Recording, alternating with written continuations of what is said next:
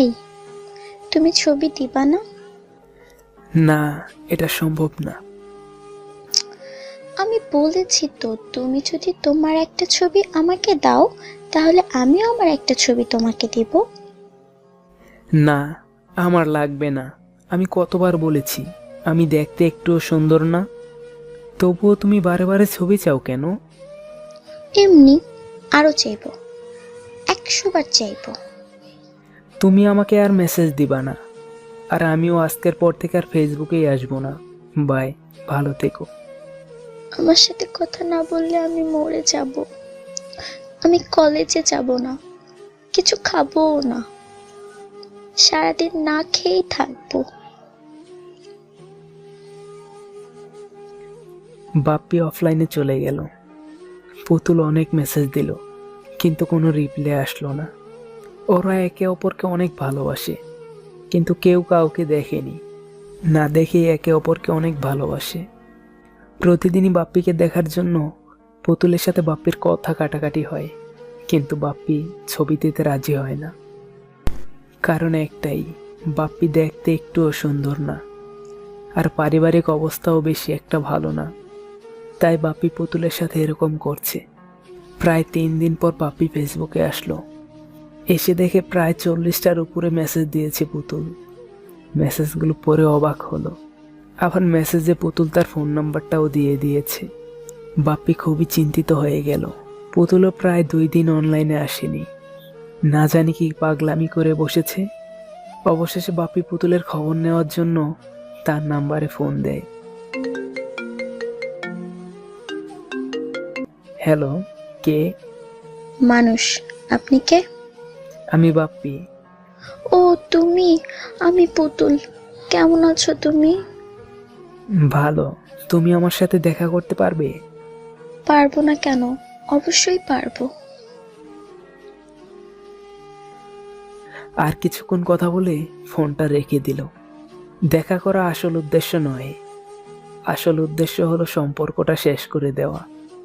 বাপ্পি জানতো পুতুল বাপ্পিকে দেখলে কোনোদিনও পছন্দ করবে না, আর তাই আগে থেকেই সবকিছু সমাধান করতে কাল দেখা করতে যাবে। দেখা করার দিন বাপ্পি পার্কের একটা টেবিলে বসে আছে। বাপ্পি বারে বারে আর চোখে একটা মেয়েকে দেখছে। অনেক সুন্দর করে হিজাব করে এসেছে মেয়েটা। কিছুক্ষণ পর ব্যাগ থেকে ফোন বের করে কাকে যেন ফোন দিল। বাপ্পি চমকে উঠল, তার মোবাইলটাই বাজছে। মেয়েটা ঘুরে তাকালো বাপ্পির দিকে। দুজন দুজনের দিকে তাকিয়ে আছে। পুতুল আস্তে আস্তে এগিয়ে গেল বাপ্পির দিকে। তুমি বাপ্পি? হ্যাঁ, আমি। তো এই অবস্থা কেন? আমি তো আগেই বলেছি আমি অনেক গরিব, আমি দেখতেও ভালো না। তাই বলে এই অবস্থা?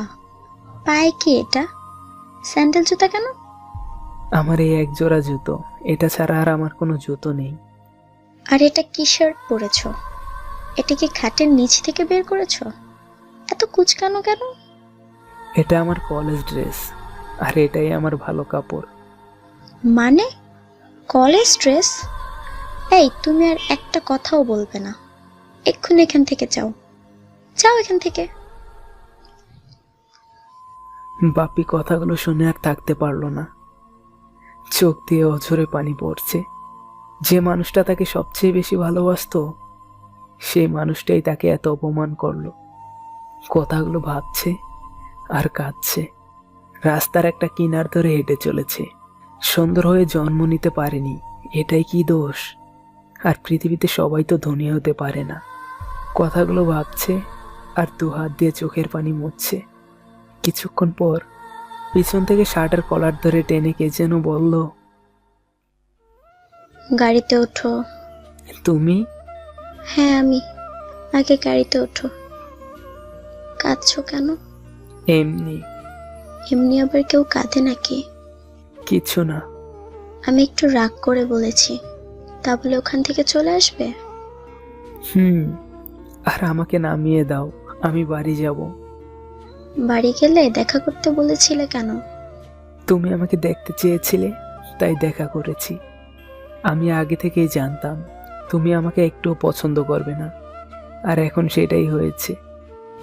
একটু আগে তো শুধু অপমান করেছি, এবার ধাক্কা দিয়ে রাস্তায় ফেলে দিব, যাতে গাড়ির নিচে পড়ে মরে যাও।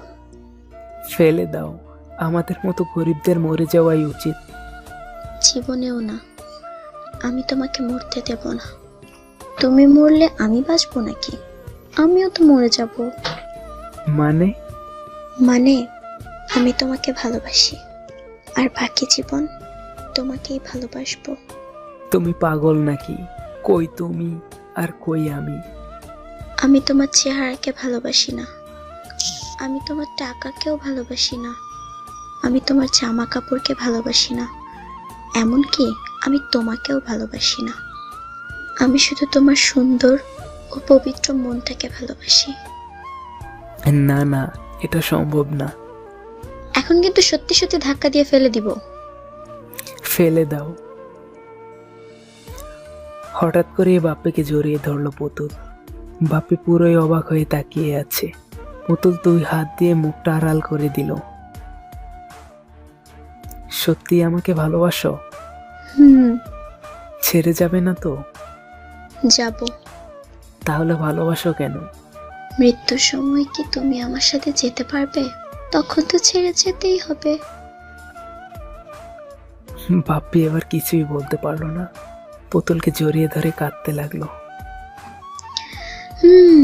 হয়েছে, চলো এবার কিছু খেয়ে আসি। কেন, বাড়ি থেকে কিছু খেয়ে আসোনি? তুমি আমার মেসেজ পড়োনি? হ্যাঁ পড়েছি তো। ও মা, তুমি এখনো কিছু খাওনি? না, তোমার সাথে খাবো। তার আগে তোমার জন্য কিছু কেনাকাটা করতে হবে। কিন্তু আমার কাছে যে টাকা নেই। এই সত্য কথা বলার জন্যই তো আমি তোমাকে এত ভালোবাসি, বোকা ছেলে।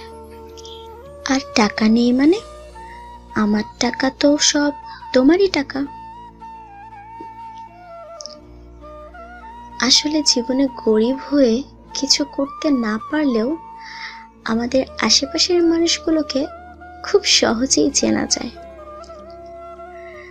বাপ্পি যেমন একজন খুব ভালো মনের মানুষকে খুঁজে পেয়েছে, ঠিক এইভাবেই। আর ভালোবাসা, সে হয় 2 ধরনের, একটা চেহারার সাথে আরেকটা মনের সাথে। চেহারার ভালোবাসাটা চেহারার সাথেই বিলীন হয়ে যায়,